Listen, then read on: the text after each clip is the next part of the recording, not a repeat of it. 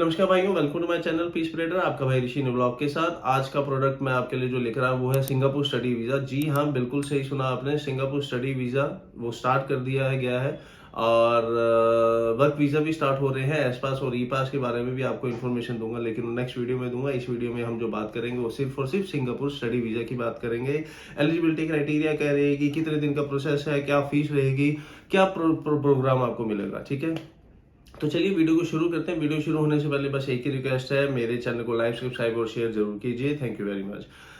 तो सबसे पहले सिंगापुर के बारे में बात करते हैं। सिंगापुर एक अच्छी कंट्री है, इकोनॉमी बहुत अच्छी है। मैं कहूँगा डॉलर रेट 57-58 के आसपास का है, बाकी कंट्रीज की तरह नहीं है। सिंगापुर में आपको ऑप्शंस अच्छे मिल जाते हैं, स्टडी के भी, जॉब के भी। You can earn good amount of money, अच्छा पैसा आप कमा सकते हो अगर आप मेहनत कर सकते हो। और अब बात करते हैं कि सिंगापुर क्यों जाएं या किन को जाना चाहिए, क्योंकि कई लोगों की मेंटेलिटी बन चुकी है, यार सिंगापुर गया, अच्छा कुछ और ऑप्शन नहीं बचा होगा इसलिए आप सिंगापुर चले गए, है ना। ऐसा नहीं है दोस्तों, सिंगापुर आप जा सकते हो। जरूरी नहीं है कि आपके अगर कोई बाकी कंट्रीज के रास्ते बंद हो गया तो आप हार मान जाओ या फिर आप चुप करके बैठ जाओ और आप ये बोलो कि अब तो जो होगा देखा जाएगा। ऐसा नहीं होता, आप सिंगापुर ट्राई कर सकते हो।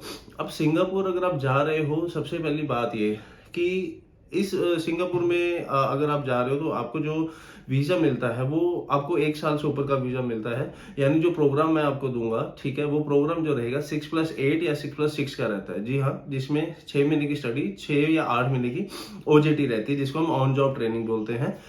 अब ये जो प्रोग्राम्स हैं सिर्फ और सिर्फ होटल इंडस्ट्री के जो बच्चे हैं उनके लिए है, या फिर 10वीं पास 12वीं पास। अब बात करते हैं कि हम सिंगापुर क्यों जाएं। मैं आपसे ही क्वेश्चन पूछता हूँ, जो मेरी वीडियोस इस टाइम जो देख रहे हो, क्या आपने ट्राई कर चुके हो? आप कनाडा, यूके, ऑस्ट्रेलिया, न्यूजीलैंड तो चलो बंद चल रहा है, अमेरिका ट्राई कर लिया होगा विदाउट आइल्स में, लेकिन आपका नहीं बन पाया, या फिर प्रॉब्लम आई होगी बजट को लेके। अब 15 से 20 लाख यूके कनाडा में खर्चा आएगा ही आएगा, और यूएस में तो इससे भी ज्यादा खर्चा आता है। ऑस्ट्रेलिया तो है ही है, पता ही है आपको। तो अब क्या आपके पास कोई और रास्ता बचा है? आइल्स में आपके बैंड नहीं अच्छे, बिल्कुल सही आपको मैं गाइड कर रहा हूँ। आइल्स में आपके बैंड नहीं आ रहे, आपका गैप ज़्यादा हो चुका है, आपके पास बजट नहीं है, लेकिन फिर भी आप अपने पेरेंट्स को तंग कर रहे हो कि मुझे बाहर जाना है, बाहर जाना है, बाहर जाना है। यार देखो, आपको एक चीज़ समझाता हूँ। सिंगापुर अगर आप जाते हो तो वहाँ जाने का फ़ायदा है ये कि आप अपने होटल इंडस्ट्री से जाओ, या +2 पास जो बच्चा है, गैप एक्सेप्टेबल है। सबसे बड़ी बात, आपको कोई फेक डॉक्यूमेंट्स बनाने की जरूरत नहीं है। प्रोसेस हार्डली 1.5 महीने का प्रोसेस है। 1.5 महीने के अंदर अंदर आपका वीजा आ जाएगा, फ्लाई कर जाओगे सिंगापुर में। सिंगापुर बजट फ्रेंडली है आपके लिए। अगर मैं बात कहूँ तो आपको 15-15 लाख, आपके पेरेंट्स को कोई लोन नहीं लेने की जरूरत, कोई कुछ नहीं। आप एक बजट फ्रेंडली कंट्री में जा रहे हो।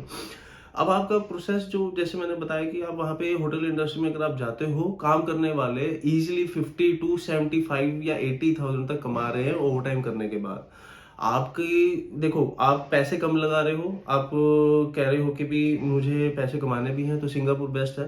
फ्रेंडली है, बजट फ्रेंडली है। तीसरी, इंग्लिश स्पीकिंग कंट्री है। आपकी इंग्लिश अगर आज अच्छी नहीं है तो हो सकता है जब आप स्पेंड करोगे कुछ टाइम, साल, 6 महीने, 2 साल, 3 साल भी होते हैं, बच्चे जाते हैं तो वापिस ही नहीं आते हैं। ठीक है सॉरी। तो सॉरी तो आपको क्या करना है? आपको कुछ नहीं, आप अपना वहाँ पे टाइम स्पेंड कीजिए, आपकी इंग्लिश इंप्रूव होगी, आपको एक इंटरनेशनल एक्सपोजर मिलेगा। आप एक चीज़ को समझो, आप एक्सपोज यहाँ पे एक होटल लाइन में अगर आप लगे हुए, मैं कह रहा हूँ +2 की थी आपने, या फिर आपने बीटीएम कर लिया, बैचलर्स इन टूरिज्म मैनेजमेंट कर लिया, या एटीएचएम कर लिया है, एयरलाइन टूरिज्म हॉस्पिटैलिटी मैनेजमेंट, या होटल मैनेजमेंट कर रखा है। किसी होटल में कोई छोटा शेफ लगा हुआ है, कोई फ्रंट ऑफिस में लगा हुआ है, कोई बार में लगा हुआ है, ठीक है। तो ये चीजें अगर आप यहाँ पे सैलरी आपको क्या 10-15 हज़ार 20 हज़ार मिल रही हो, कि आप खुश नहीं हो अपनी लाइफ से, आपको अपना फ्यूचर आपको नजर नहीं आ रहा, तो then you can go for Singapore. Singapore best country है आप लोगों के लिए। जाइए वहां पर, पैसा कमाइए। और दूसरी बात, मुझे भी ये लोग ये बोलते हैं कि सर पीआर नहीं है सिंगापुर में। अब मैं आपसे एक बात ये पूछना चाहूंगा, ऑस्ट्रेलिया जाते हो, यूके चले जाते हो, यूएस चले जाते हो, वहाँ पीआर मिलती है आप लोगों को? ठीक है, नहीं मिलती है। इजीली तो कुछ भी नहीं मिलता, सिर्फ कनाडा ही है जो दे रहा है आपको पीआर। ऑस्ट्रेलिया में इतने बुरे हाल है, दोबारा प्रोग्राम में एडमिशन लेनी पड़ती है आप लोगों को। न्यूजीलैंड का आपको पता होगा लेवल 8 में जो गए थे लेवल 9 भी करना पड़ता है, फिर पता नहीं क्या क्या करना पड़ता है, पैसे देने पड़ते हैं एम्प्लॉयर्स को, फिर जाके कहीं पीआर मिलती है या कईयों को मिलती ही नहीं है। कितने लोग वापस आ चुके हैं ऑस्ट्रेलिया, यूके, यूएस या फिर न्यूजीलैंड से।